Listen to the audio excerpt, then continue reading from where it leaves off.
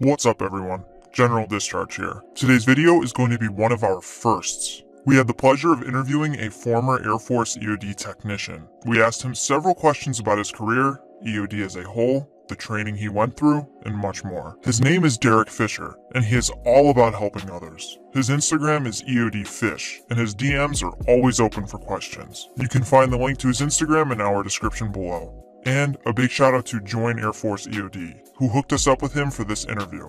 Sit back, relax, and enjoy the video.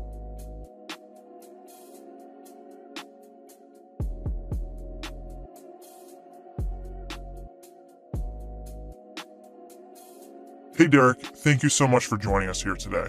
Do you mind kicking it off telling us a bit about yourself? All right, yeah, guys, thanks for having me on. I've been in the Air Force for about 13 and a half years now. I've got kind of an atypical career. So it's all been active duty time. However, I've actually had 3 jobs now. So I came in open general back in 07, right, like the heart of GWAT, and came in open general, asked for EOD slot, and then just luck of the draw, they didn't have any at the time. So I started off in aircrew flight equipment, did that for about 3.5 years, and then got picked up to go to Eglin and Nav school. So I went through the first prelim class at Shepherd Air Force Base. It had just moved from Medina. Did that for 28 academic days, or 28 calendar days, I'm sorry. And then went to Eglin. This was late 2011, early 2012. Graduated from there, and then went to Mountain Home as my first base as an EOD tech. Spent 8 years there, and then got the squirrely idea that I should try to commission, and accidentally got picked up for that first time applying. So now I am in training for a commission job, and be moving on from here shortly. So you're going to the dark side, huh? I am going to the dark side, but I'm gonna try to bring some light over to the dark side and make it not the shadowy place. That's good, that's good. So what made you join the Air Force? And later, what made you go into Air Force EOD? So I think I kind of had that same bug that most people that join the military have when they're growing up. I was always interested in it. I'd read books when I was little, watched movies and stuff, and I thought the military was pretty cool. And the biggest hesitation for me was always like, man, I don't know if I want to give up 4 years of my life for this thing, right? Like sign the paper and then you don't really have any control. So I started looking at the National Guard, and we had a Army Guard armory in my hometown. And I was like, yeah, I could do that. And went to the recruiter and talked to them for a little bit. And then talked to my girlfriend at the time, and she was like, no, I don't really like the idea of the Army. And we kind of came to the agreement that the Air Force would be safe. So I signed up to go active duty in the Air Force, and didn't tell her at the time, but I had requested EOD. So I don't know, the safest, not safe job, I guess. And yeah, that's how I wound up in the Air Force, is just kind of making a deal with my then girlfriend, now wife. But all that was after I had attempted college for 2 years, and I was just like, I was a terrible student. Well, hey, not to cut you off, but we're happy to hear she stayed around even though you pulled a fast one on her. Yeah, she forgave me. She never actually really questioned EOD too much. It was kind of odd that she was so hung up on not joining the Army or the Marines or something, and then didn't have any issues with EOD. It was kind of interesting. So what did you think about the training? How hard was it? And what did you learn? Do you have any tips for people who plan on going? Yeah, so basic training is basic training, right? Like eight weeks now, I think. It's just you just got to deal with it. It's not fun, but it's never really hard. You just got to deal with having zero control over your life and find fun where you can. Air Force basic training is probably the easiest basic training. So it's really just checking the box for 8 weeks, which kind of sucks. But then moving on to Shepherd, through weird administrative rules and everything dealing with the Air Force, is where they try to weed you out for the most part, at least physically. And going through the first iteration of prelim, it was kind of interesting. We had some challenging but not super hard PT We ended up losing about half of our class, but I think they were just they were so unprepared that they weren't ready for it. And then the other half, we were just kind of open minds and somewhat fit. But the academic side was also kind of interesting at prelim. We actually, because we were the first iteration of all the tests, I remember we had one multiple choice test that was unpassable because you needed an 85 to pass. It was a 5-question test, and one of the questions didn't have a right answer on the form. So that was kind of what my prelim experience was like. But then I moved on to Eglin, and Eglin is well established at this point. The curriculum really hasn't changed too much over the years. But I have an interesting theory about nav school, and that is that kind of when you show up, you're already predetermined whether you're going to pass or fail. And what I say when I say, or what I mean when I say that is, like for me, it was super easy. I mean, I was nervous for every test, right? And I didn't want to go back to my old career field, but none of the material at any point was really like super challenging. And then other people going through the course, like they just could not accept some of these like nuances to the different procedures and everything. And it really seemed that most people going through, there were a couple of outliers that could struggle through the tests, that it was kind of just, you either had it or you didn't.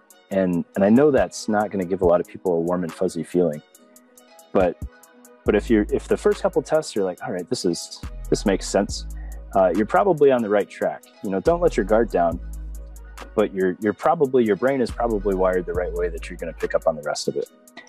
And another little theory that I have on that, and there's no scientific backing to this, but I really think that to graduate nav school, like a little bit of ADD goes a long way. Because some of the rules and some of the things that can fail you on these tests are just so far out there that, like, if you're paying too much attention to the task at hand, you're going to not notice these other things going on, and you're going to forget these silly little steps that'll fail you, or in real life end up killing you. So a little bit of ADD goes a long way, and then your brain's either just wired for it or it's not. That's an interesting take. I've never heard that before. Yeah, I've talked to some people. Some people disagree, right? Every once in a while, you talk to one of those outliers that was like, "Man, every test at school was hard," and they end up graduating. But then you talk to some of the people that fail, and they're just like, you know, none of it clicked. And part of it is, you know, you're going through the different divisions and the different blocks and sections as you go through school, right? So you start with demo, because I guess some of the Army kids just have a hard time calculating in minutes and seconds. So they do demo first to try to weed people out.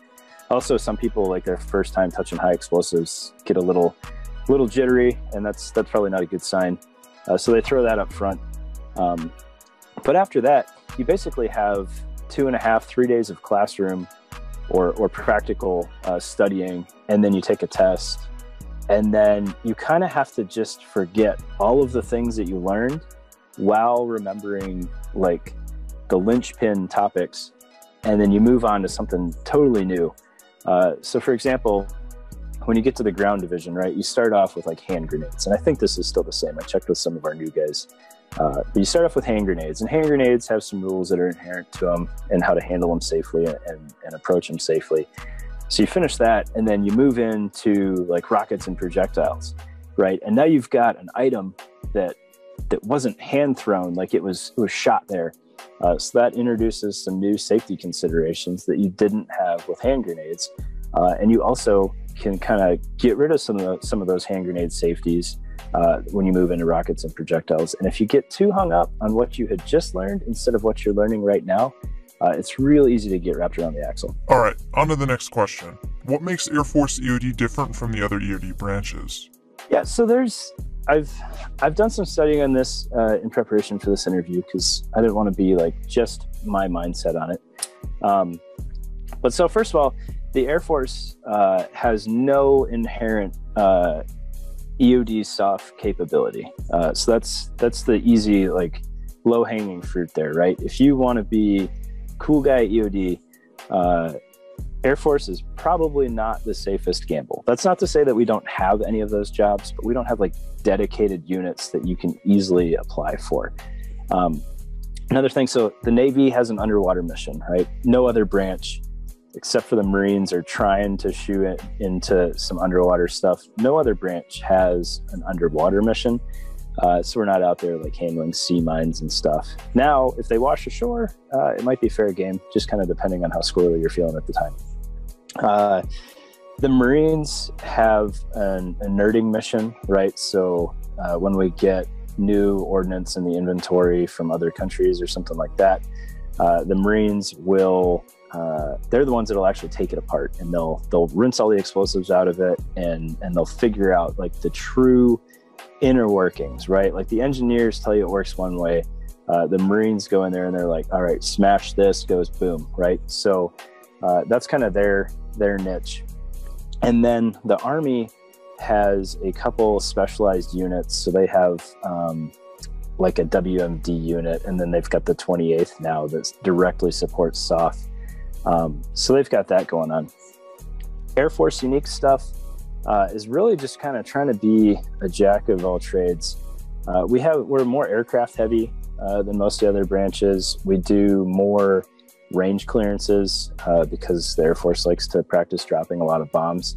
That's not to say that the Marines or the Navy don't have their own ranges, but that's kind of our bread and butter, is protecting the airfield and then whatever our planes are doing, cleaning up their trash. I really think it's a nice medium for all the different things, unless you know that you want to go soft or you really like diving. Given that you've explained the capabilities of the different EOD branches, how interoperable are they? Do they work together a lot? Was there one branch you worked with more? How integrated are they? So the whole program is owned by the Navy. The program head is up at Indian Head, Maryland.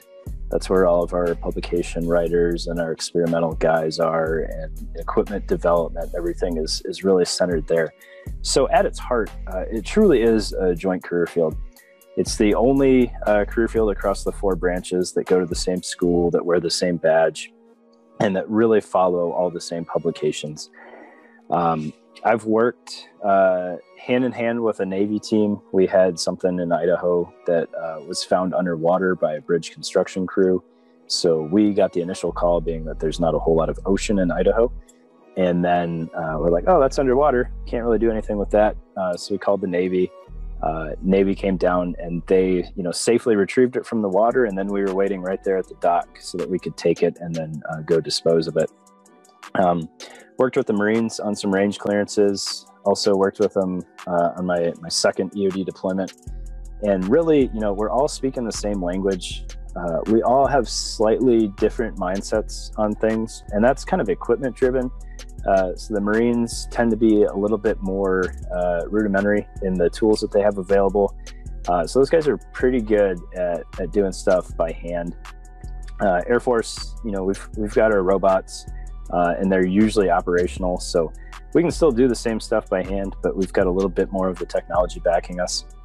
And then I've gone through a couple training TDYs with the Army, and really there's good techs and there's bad techs in every branch.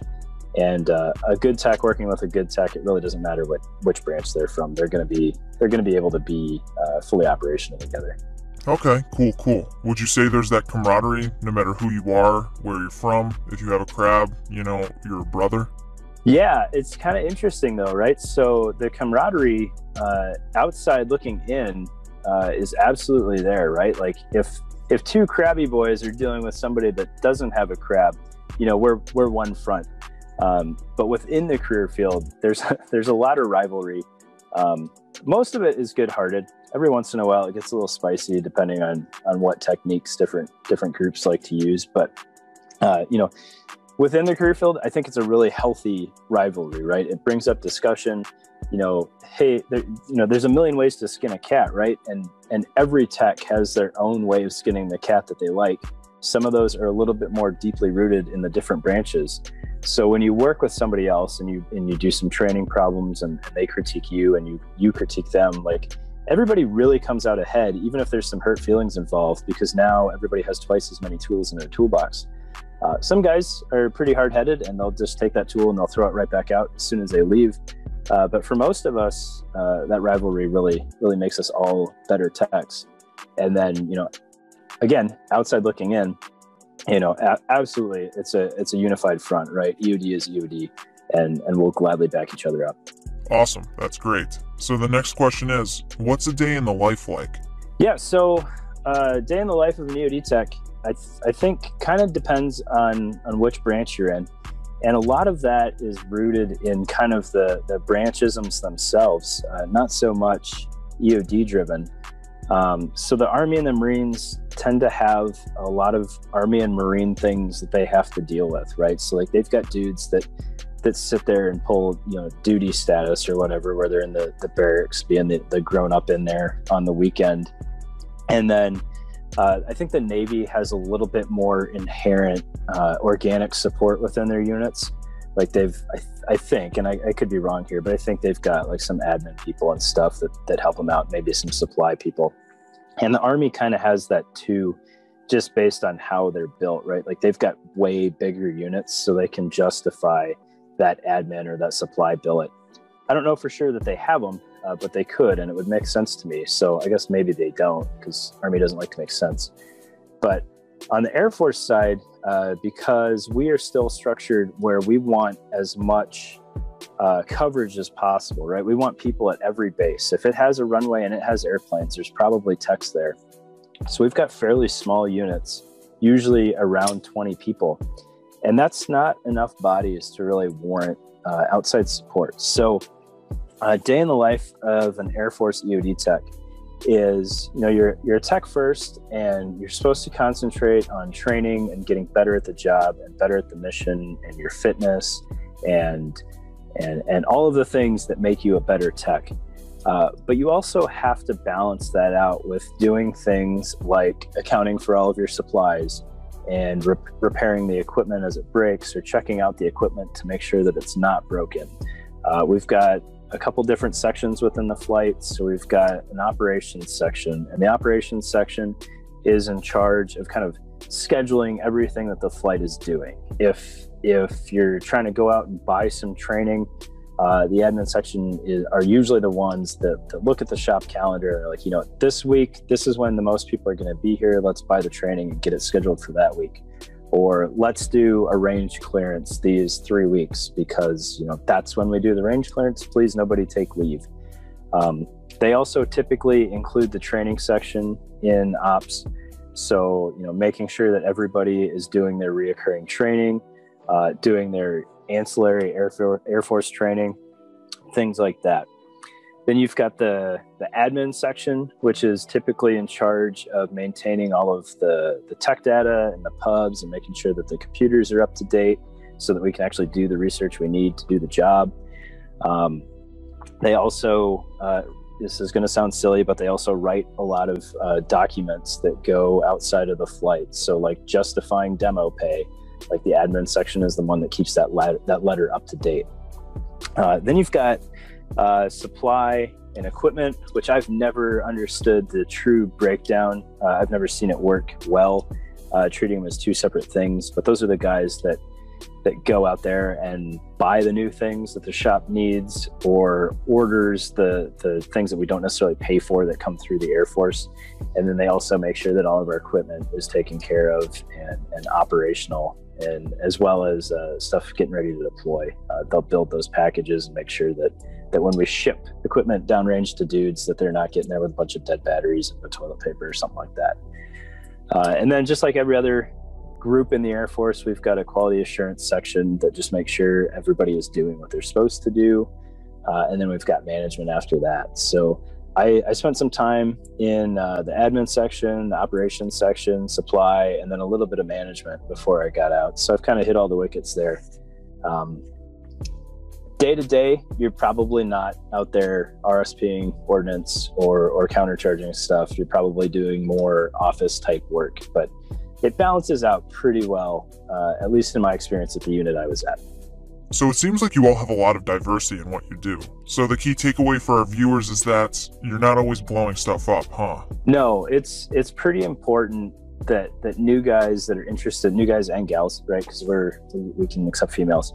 that are looking into the career field are coming into it with the understanding that like every day at work is not going to be like bomb squad Afghanistan, right? Like you're not going out there doing stuff every day.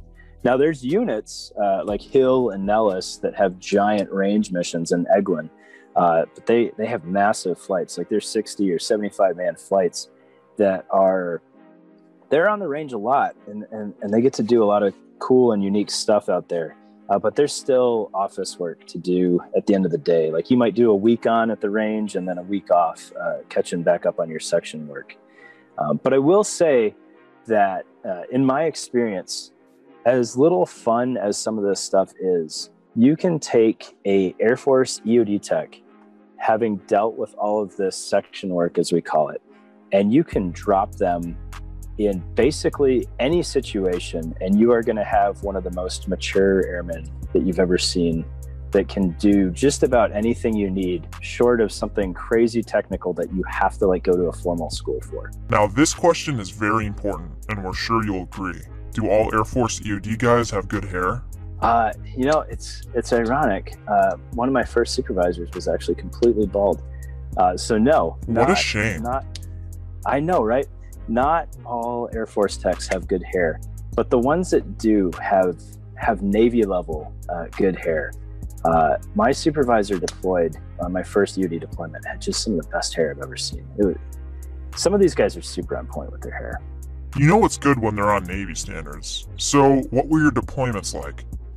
Yeah, so full disclosure, I won the lottery, I guess, or lost the lottery, however you want to look at it, and I never had a combat deployment. So I did my first 2 deployments in the Air Force in my previous career field. So those are kind of neither here nor there. And then I graduated EOD school right at the tail end of really the peak of Afghanistan and Iraq. So by the time I finished my upgrade training in Idaho, like there really weren't any combat deployments left, which is a bummer. Like I've always kind of regretted that. But I really did enjoy the 2 EOD deployments that I had. The first one was to LUD. We can say LUD now. It's no longer an undisclosed location in Southwest Asia. But I went to LUD, and there wasn't a whole lot going on a day-to-day basis there. The sections were just kind of stagnant, and they kind of took care of themselves. So we had a lot of time to to focus on training, and we did some really cool stuff. So we worked with some of the local Qatari bomb squad dudes. We did a little bit of back and forth. We didn't train them, but we watched them train, and they watched us train. And we kind of critiqued each other's ops. So that was neat, seeing how another country's EOD does their stuff. And then we actually helped prepare them for like a CAPEX in front of, I think it was for their king, where the Royal Bomb Squad and the Royal SWAT team did this crazy hostage situation. And so we got to kind of coach them through the preparation for that, and then watch them fail that miserably. And then we did a lot of what we call dog and ponies, where we bring out all the cool toys that we have and we show them off to people. So the USO tours, the EOD shop is usually one of the first places those go. So we got to meet Genuine, which he does not appreciate when you troll him about his appearance on Parks and Rec. But we all did, so it was awesome. We met a couple musicians, some smaller scale people. Some of the dudes met, I think the traveling band of NFL cheerleaders. I can't remember who exactly was on that. And then we did some stuff for like the local kids, right? There's like a big international school in Doha. And so we did some displays for them. And a lot of people, like, they kind of, whatever, they don't really enjoy that. But I really enjoy getting out there and talking to people and like introducing them to what we do, because I think there's a lot of misconception. So I actually really enjoy doing dog and ponies and just being real with people and letting them see kind of what it entails to do what we do. So that was the first deployment. And then the second deployment was a really odd one. It was to Italy, specifically Sicily.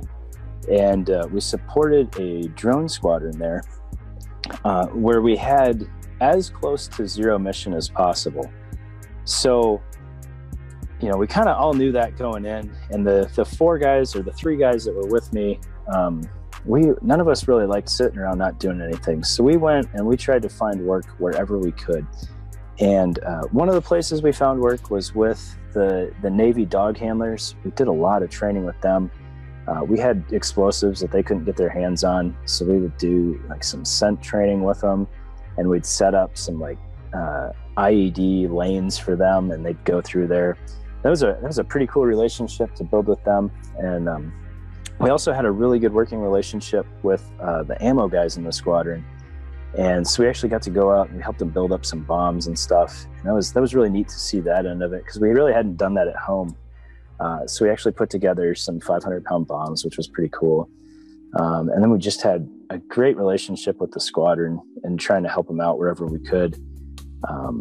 And then some sightseeing, obviously, because it was Sicily. So that was pretty neat. And then we also had some Marine techs on base. They had a slightly different mission, only slightly more of a mission than us, but we hung out with them a lot. We'd do some joint training, as full-scale training as we could do on a base that really didn't support having any explosives. So a lot of it was in each other's dorm rooms and stuff, just building goofy problems and running them and seeing how that worked.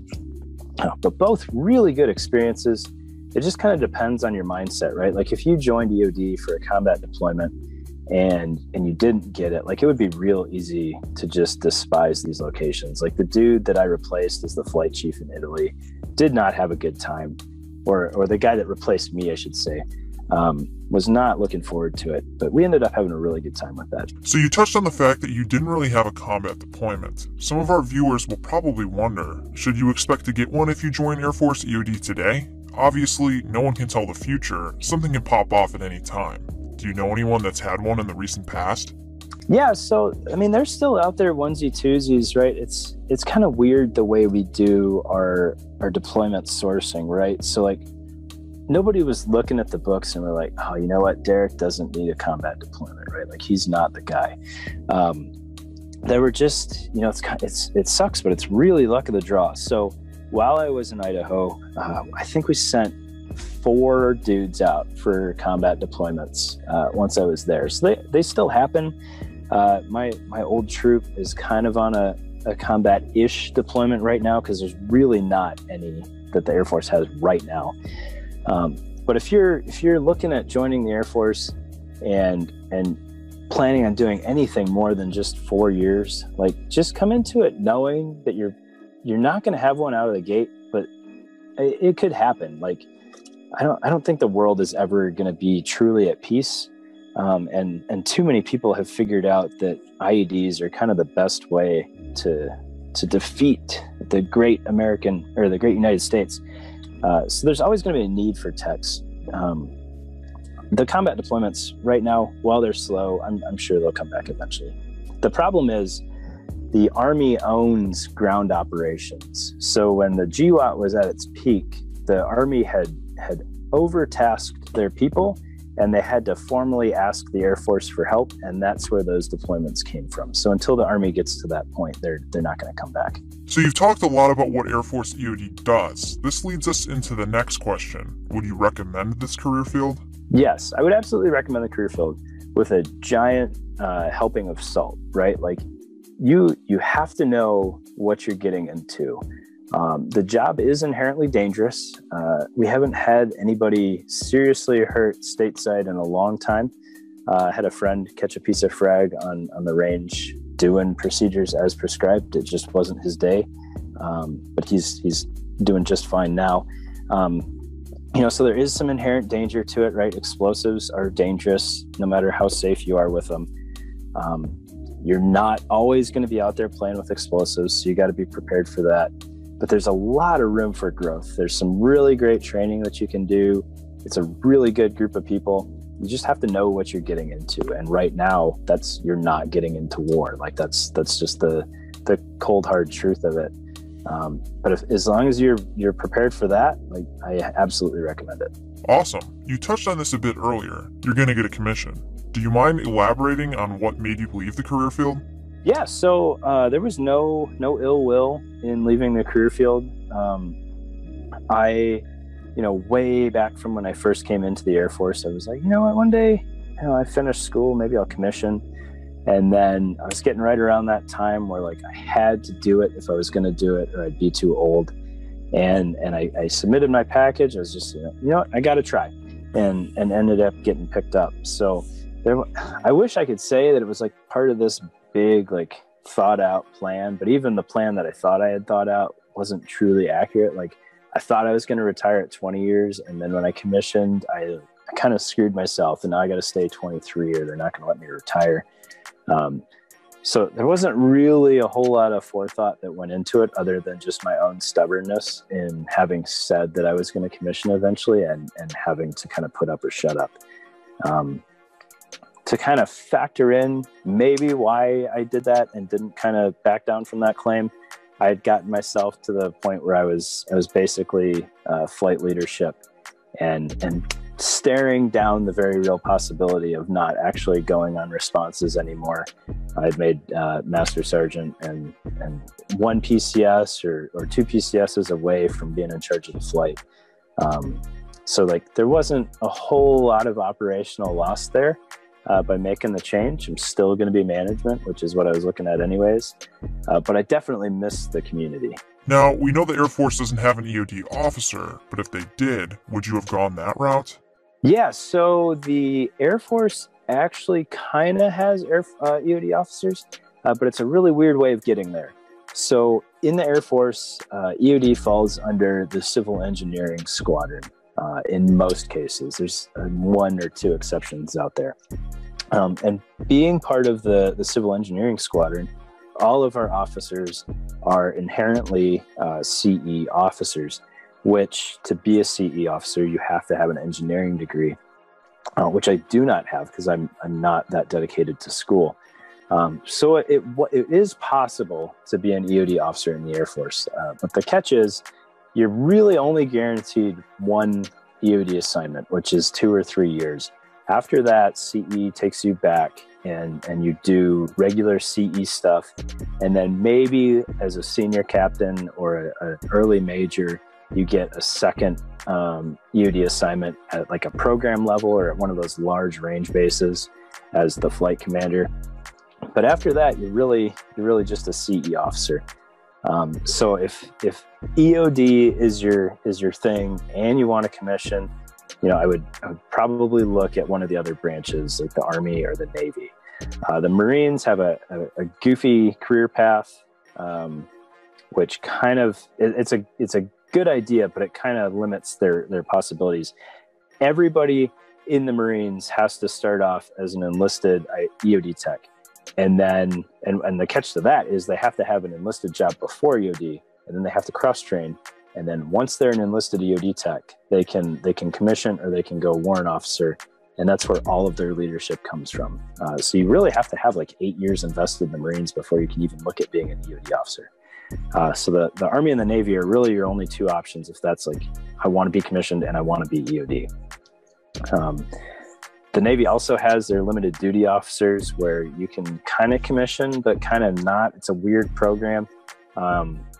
But you're limited at like 03, and I don't even understand really how you apply for that.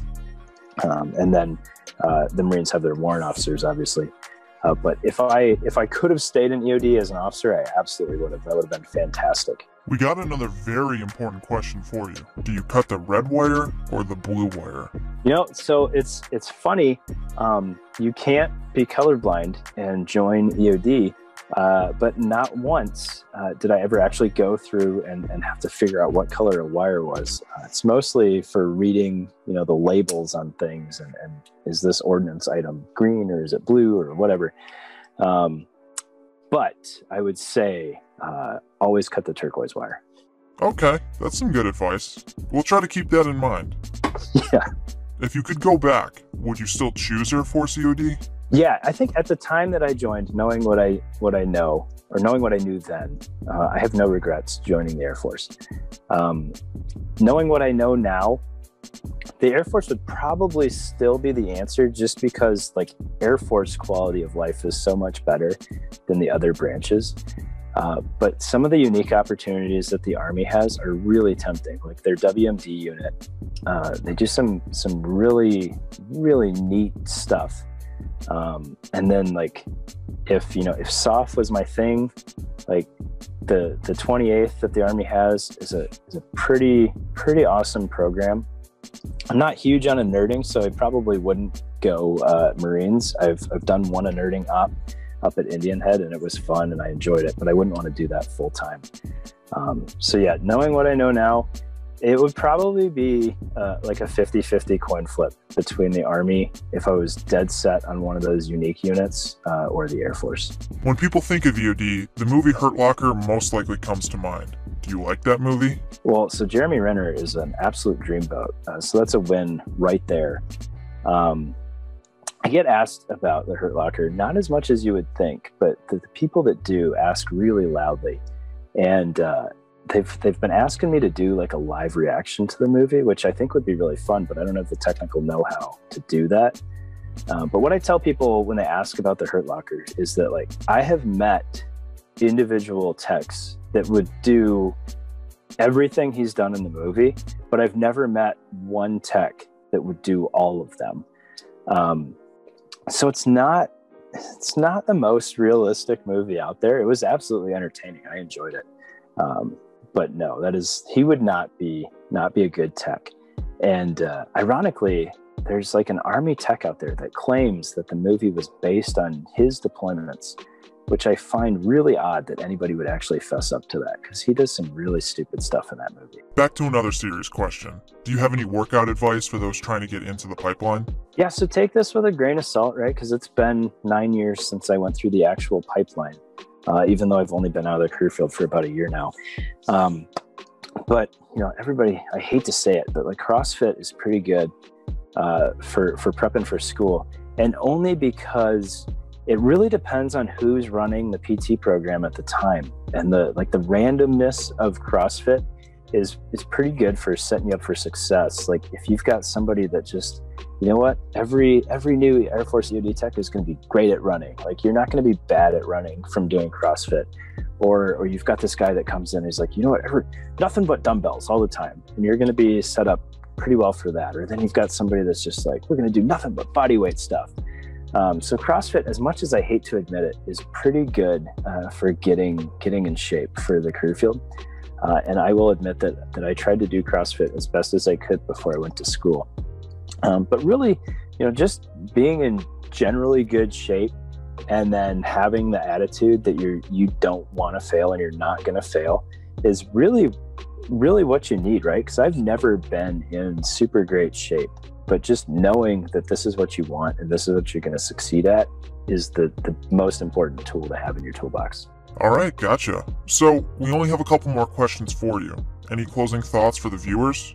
Yeah, I was just, if EOD is something that you're interested in, even not necessarily Air Force EOD, or you are interested in Air Force EOD, but you can't find a tech out there, like find somebody that has experience with the career field and ask them some questions, and then take those answers and use them to drive a second set of questions for somebody totally different and see how the mindset changes.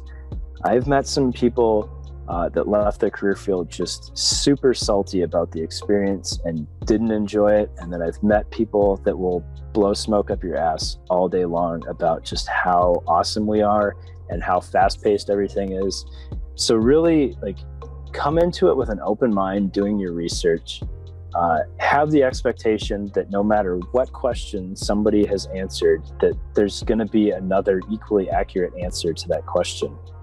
And then just, open mind, right? Come in and everything that happens is an experience, whether it's a good experience or a bad experience. For example, I went to Cambodia last year and taught demining to a bunch of ASEAN country officers, and the Cambodians were all 3- and 4-star generals in their kind of made up military. And my buddy and I, it was one of the most frustrating things that we have ever done. Like none of them spoke very good English, even though the whole course was supposed to be in English. But we got to work with some French techs that were really awesome. We got to see some new mindsets on things, and like we were the instructors, and it's really, really cool to be able to share that knowledge and do, help make people safer or better at the job.